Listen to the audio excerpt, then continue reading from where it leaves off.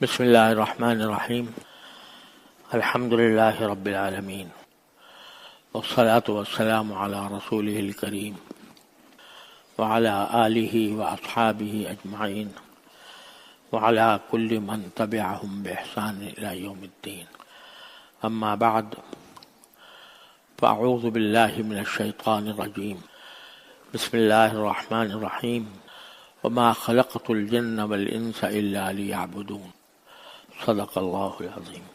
محترم بزرگوں، دوستوں اور بھائیوں، السلام علیکم ورحمۃ اللہ تعالی وبرکاتہ۔ یہ میں نے قرآن کریم کی ایک آیت آپ کے سامنے پڑھی ہے، اور اس میں اللہ تبارک و تعالی نے انسان کو اس کی زندگی کا مقصد بتایا ہے۔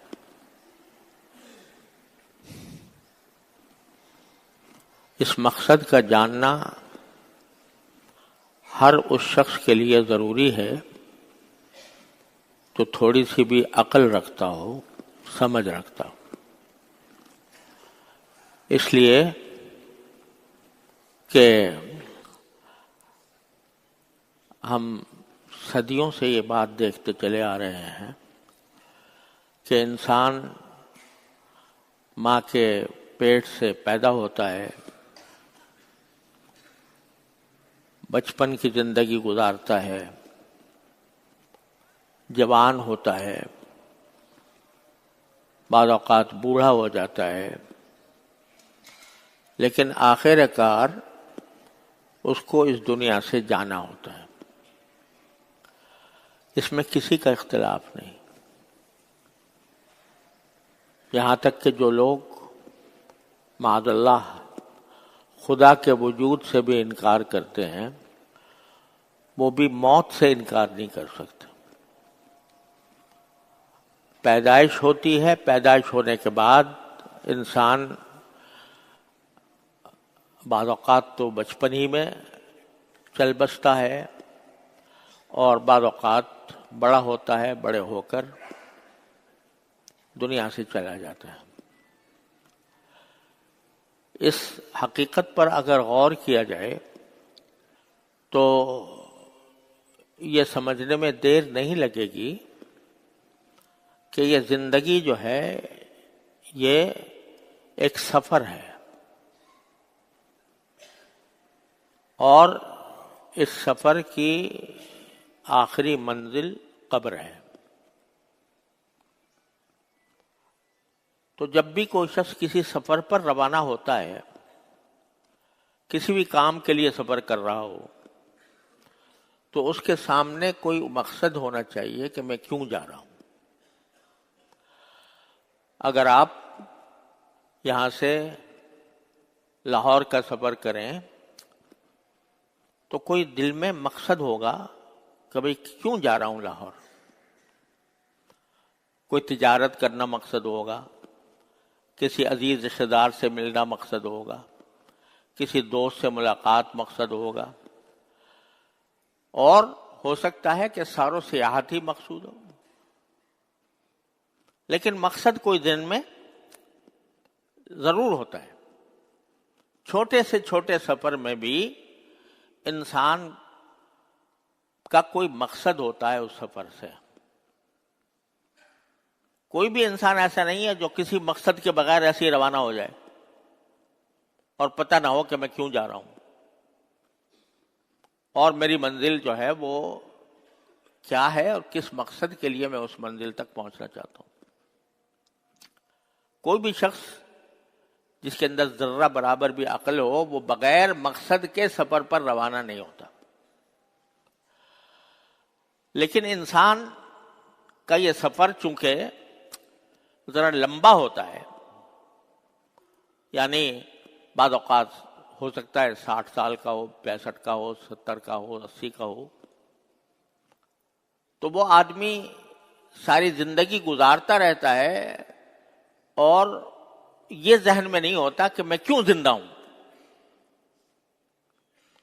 اور میں کیوں دن رات گزار رہا ہوں۔ جبکہ آخر مجھے جانا ہے یہاں سے.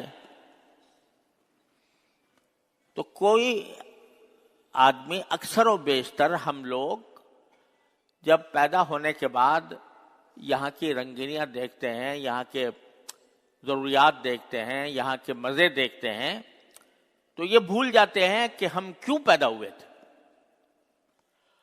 اور یہ سفر ہمارا یقیناً ختم ہونے والا ہے کسی نہ کسی وقت. تو یہاں آنے کا مقصد کیا تھا؟ اب اس آنے کا مقصد ایک صورت تو یہ ہے کہ آپ خود طے کر لیں کہ بھئی تم خود طے کر لو کہ اس زندگی کا مقصد کیا ہے. لیکن خود اس لیے طے نہیں کر سکتے کہ تم اپنے اختیار سے تو نہیں آئے تھے. یعنی جب دنیا میں پیدا ہوئے تھے تو کیا پیدائش سے پہلے تم نے یہ ارادہ کیا تھا کہ میں پیدا ہوں اور پیدا ہو کر بچہ بنوں، پھر جوان بنوں، پھر بوڑھا بنوں، پھر مروں؟ یہاں پیدا ہونے سے پہلے تو کوئی آپ کے مقصد تصور کرنے کا سوال ہی پیدا نہیں ہوتا. پیدا ہونے کے بعد اگر آپ کوئی خود اپنی طرف سے کوئی مقصد طے کریں تو ایسا ہے جیسے بے ارادہ چل پڑے اور جب ہوش آیا تو اس وقت کوئی بات طے کر لی. حالانکہ مقصد تو کسی بھی فعل کا اس وقت کیا جاتا ہے جب ابھی وہ فعل کا آغاز ہو رہا ہو، اس سے بھی پہلے. اس لیے انسان کا تو کام ہے نہیں کہ وہ اپنے زندگی کے اس سفر کا مقصد طے کرے، کیونکہ زندہ ہونا اور دنیا میں آنا انسان کے اختیار میں سے نہیں ہوا. یہ کسی پیدا کرنے والے نے اس کو پیدا کیا ہے. تو اب وہ پیدا کرنے والا ہی صحیح بتا سکتا ہے کہ میں نے کیوں پیدا کیا. لہذا اس کے سوا کوئی چارہ نہیں ہے کہ بندہ یہ پہلے اللہ تعالیٰ سے پوچھے کہ یا اللہ آپ نے مجھے اس دنیا میں بھیجا، اتنا لمبا سفر میں طے کروں گا، بچپن بھی گزاروں گا، جوانی بھی گزاروں گا، بڑھاپے بھی گزاروں گا، تو میرے اس دنیا میں آنے کا مقصد کیا ہے؟ تو قرآن کریم نے اس ایک آیت میں وہ مقصد بتا دیا. اللہ تبارک و تعالی جس کے بارے میں ہر مذہب کا انسان یہ مانتا ہے کہ پیدا کرنے والا وہ ہے، چاہے وہ مسلمان ہو، عیسائی ہو، یہودی ہو، ہندو ہو، اس سے کوئی انکار نہیں کر سکتا کہ انسان کو پیدا کرنے والا اللہ ہے. تو اللہ تبارک و تعالی بندے کو بتا رہے ہیں کہ میں نے تم کو کیوں پیدا کیا، دنیا میں کیوں بھیجا. وہ اس آیت کریمہ میں اللہ تعالی نے بتایا. اس کا ترجمہ یہ ہے کہ میں نے انسانوں کو اور جنات کو، کیونکہ جنات بھی اللہ تعالیٰ کی پیدا کیے ہوئے ہیں، ان کا الگ جہان ہے، تو جنات کو اور انسانوں کو میں نے صرف ایک کام کے لیے پیدا کیا. ان کی زندگی کا مقصد صرف ایک ہے، اور وہ کیا ہے کہ وہ میری عبادت کریں. وَمَا خَلَقْتُ الْجِنَّ وَالْإِنسَ إِلَّا لِيَعْبُدُونَ، میں نے جنات اور انسانوں کو نہیں پیدا کیا مگر اس کام کے لیے کہ وہ میری عبادت کریں. اس کے لیے پیدا کیا. اور آگے اللہ تعالیٰ نے یہ بھی فرما دیا وَمَا أُرِيدُ مِنْهُم مِّن رِزْقٍ وَمَا أُرِيدُ أَن يُطْعِمُونَ، میں نے ان کو اس لیے تو نہیں پیدا کیا کہ وہ میرے واسطے رزق کما کے لائیں اور مجھے کھلائیں، کیونکہ ان اللہ هو الرزاق ذو القوة المتین، رزق دینے والا تو صرف اللہ ہی ہے. لہذا پیدا کرنے کا مقصد یہ بتایا کہ جب انسان ہو یا جن ہو، جب دنیا میں پیدا ہو، دنیا میں آئے، تو وہ زندگی میری بندگی میں گزارے، میری عبادت میں گزارے. یہ مقصد بتا دیا اللہ تعالیٰ نے. لیکن اس مقصد کو سمجھنے کے لیے یہ جاننا ضروری ہے کہ عبادت جو فرمایا کہ میری عبادت کریں، عبادت کا کیا مطلب ہے؟ عبادت عربی زبان کا لفظ ہے. جب اس کا ترجمہ عام طور سے کیا جاتا ہے تو وہ فارسی میں اس کو پرستش کہہ دیتے ہیں، ہندی میں اسے پوجا کہہ دیتے ہیں، اور انگریزی میں اس کو ورشپ کہہ دیتے ہیں۔ لیکن قرآن کریم نے جو عبادت کا لفظ استعمال کیا ہے وہ صرف پوجا، پرستش اور ورشپ کے لیے نہیں ہے، بلکہ ایک عام لفظ ہے۔ عام لفظ ہونے کے معنی یہ ہے کہ اس میں بے شک پوجا کا مفہوم بھی داخل ہے، لیکن اس کا عام مفہوم ہے اطاعت، بندگی۔ اطاعت کے معنی یہ ہے کہ جو اللہ تعالیٰ کہے اس کو ماننا، اس پر عمل کرنا۔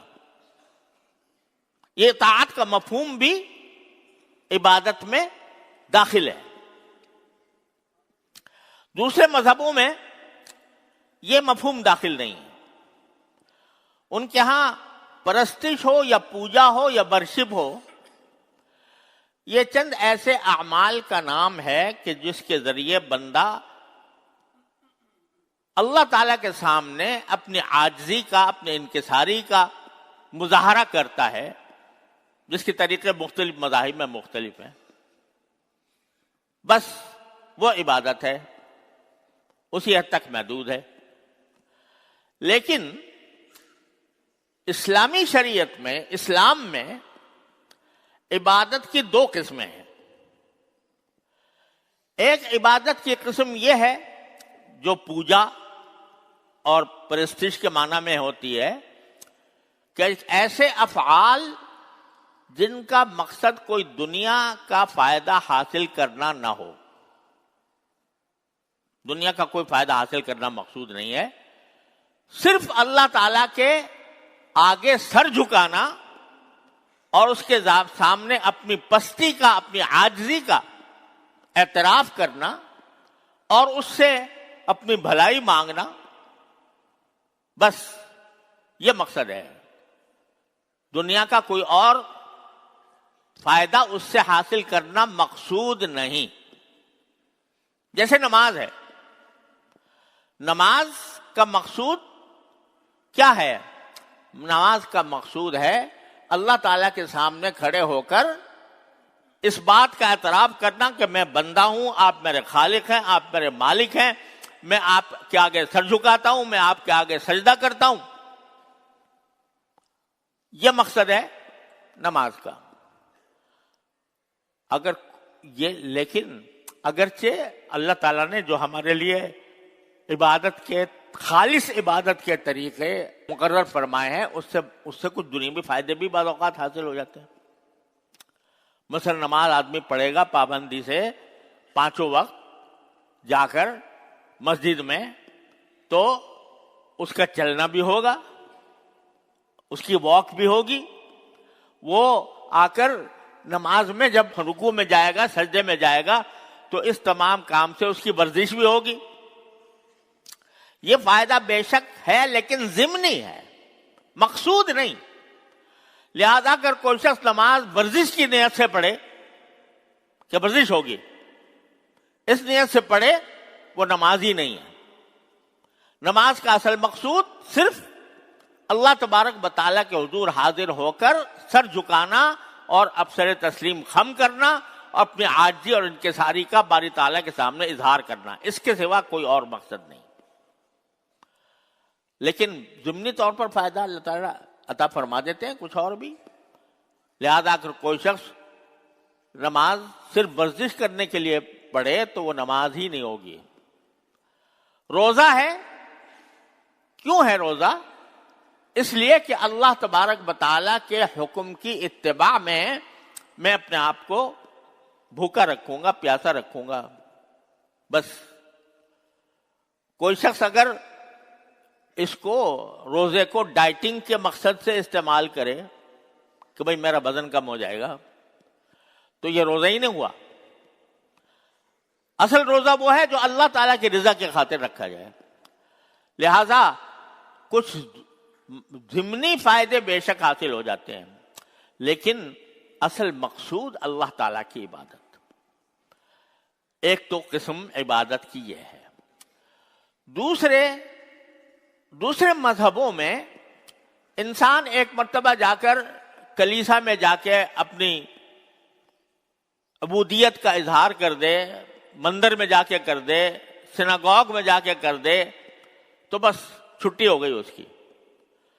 اب دنیا میں کس طرح کاروبار کر رہا ہے، کس طرح وہ اپنی بیوی بچوں سے رہ رہا ہے اور کس طرح لوگوں کے ساتھ معاملات کر رہا ہے، اس سے ان کو سروکار نہیں، مذہب کو سروکار نہیں۔ اخلاقی کچھ ہدایات ہیں بے شک، لیکن کون سا معاملہ جائز ہے، کون سا ناجائز ہے، کون سا حلال ہے، کون سا حرام ہے،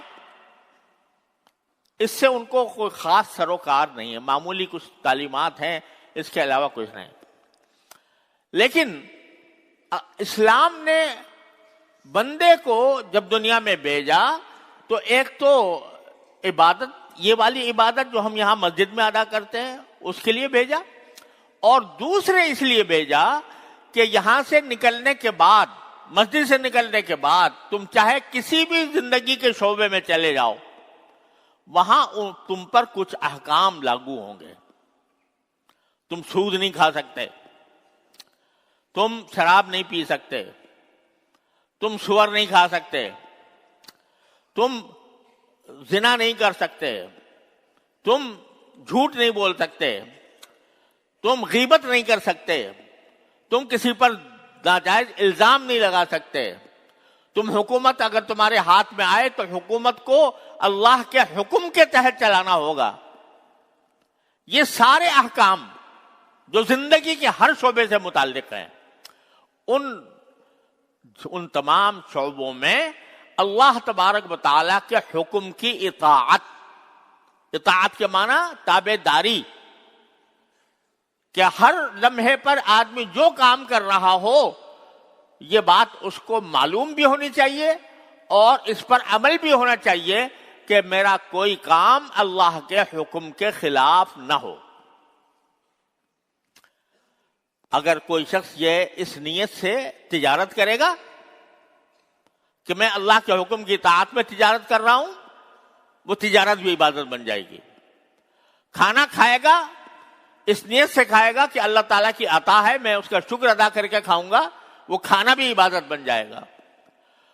وہ آدمی اگر اپنے بیوی بچوں کے ساتھ اگر خوش طبعی کر رہا ہے تو وہ بھی اس نیت سے کہ اللہ تعالیٰ نے مجھے اس کا حکم دیا ہے اور میرے نبی پاک صلی اللہ علیہ وسلم نے اس پر عمل فرمایا ہے، اس لیے ان کی سنت کی اتباع میں یہ کر رہا ہوں، تو وہ بھی عبادت بن جائے گی۔ لہذا اسلام میں عبادت صرف یہ رکوع و سجدے کا نام نہیں ہے۔ بے شک رکوع و سجدہ بہت بڑا اعلیٰ مقام ہے، لیکن زندگی کے ہر شعبے میں جو احکام ہیں اللہ تعالیٰ کے، ان کو بجا لانا، ان کی پابندی کرنا، ان کے مطابق زندگی گزارنا، یہ بھی عبادت ہے۔ اور یہ جو قرآن کریم میں بار بار فرمایا گیا کہ اذکر اللہ، اللہ کو یاد رکھو، اللہ کو یاد رکھو، اللہ کا ذکر کرو، اس کا مطلب یہی ہے کہ اگرچہ آدمی تجارت کر رہا ہے، کھیتی باڑی کر رہا ہے، ملازمت کر رہا ہے، مزدوری کر رہا ہے، لیکن اس کے دل میں یہ بات پیوست ہو کہ یہ کام میں اللہ کے حکم کے مطابق کر رہا ہوں۔ جب یہ کرے گا تو اس کا وہ مزدوری بھی عبادت بن جائے گی، اس کی ملازمت بھی عبادت بن جائے گی، اس کی تجارت بھی عبادت بن جائے گی۔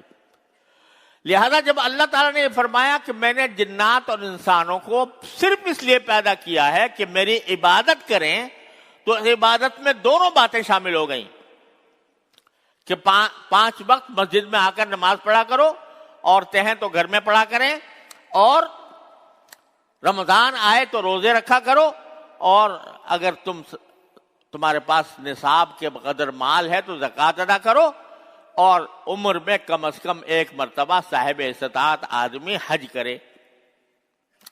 یہ تو ہیں عبادتیں جن کا مقصد سوائے اللہ تبارک و تعالیٰ کی پرستش کے کچھ اور نہیں. اور ہر آن ہر لمحے آدمی جس ماحول میں ہے، جس حال میں ہے، اس حال میں اللہ تعالیٰ کے حکم کی اطاعت کرنا یہ بھی عبادت میں داخل ہے. لہذا مطلب کیا نکلا کہ انسان کے اس دنیا میں آنے کا مقصد ہے اللہ تعالیٰ کو راضی کرنا، اللہ تعالیٰ کو راضی کرنا، یہ ہے اصل مقصود. اب وہ راضی دو چیزوں سے ہوگا. ایک یہ کہ جو عبادتیں تمہارے ذمے فرض کی ہیں وہ ادا کرو، بروقت ادا کرو، صحیح طریقے سے ادا کرو. اور دوسرے یہ کہ زندگی کے ہر کام میں اللہ تعالیٰ کی رضا کو پیش نظر رکھو، اللہ تعالیٰ کی خوشنودی کو پیش نظر رکھو. جھوٹ نہ بولنا، کبھی غیبت نہ کرنا، کسی پر جھوٹا الزام نہ لگانا، کسی پر رشوت نہ لینا، نہ رشوت دینا نہ رشوت لینا. یہ سارے احکام عبادت ہیں. اسی لیے فرمایا گیا، بزرگوں نے فرمایا کل مطیع للہ فہو ذاکر.